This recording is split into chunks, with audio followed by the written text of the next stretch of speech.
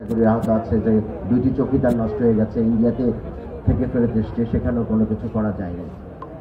মানুষকে নিবৃত্ত করার জন্যে একটি দুটি গুলি যথেষ্ট, কিন্তু যারা এই আন্দোলনকে দমন করতে চেয়েছে তারা কিন্তু আমি মনে করি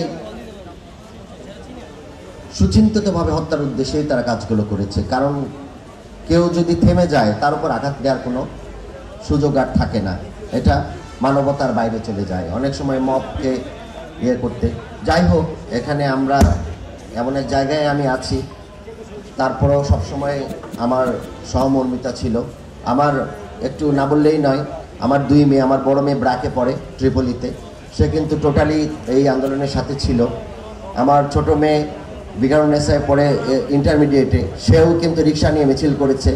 আমি নিরাপত্তার জন্য, তার মা ডাক্তার, সেও কিন্তু বের হয়েছে।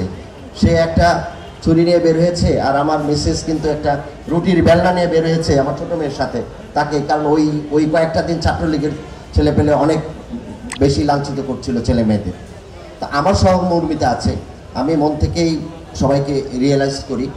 আসলে যেভাবে আমাদের ছেলেমেয়েরা আহত হয়েছে, যেভাবে তারা সাহস শৌর্যবীর্যের পরিচয় দিয়েছে, এটা অভাবনীয়। এই অকল্পনীয় ঘটনাটা না ঘটলে হয়তো আজকের এই দিনটা আমরা পেতাম না। এজন্য আমি শ্রদ্ধা ভরে, আমি অবনত চিত্তে তাদেরকে আমার স্বাস্থ্য বিভাগের পক্ষ থেকে ধন্যবাদ জানাচ্ছি।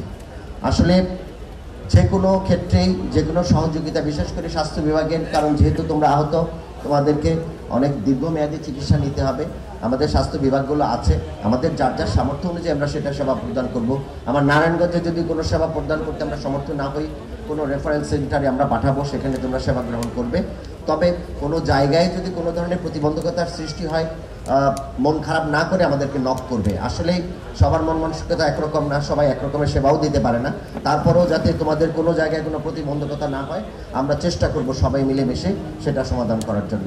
আর আমাদের অভিভাবক হিসেবে যেহেতু আমরা একজন সজ্জন এবং মানবতাবাদী আমরা জেলা প্রশাসক পেয়েছি, এটা আমাদের অনেক বড় সৌভাগ্য যে তিনি পাশে থেকে আমাদেরকে নার্সিং করছেন।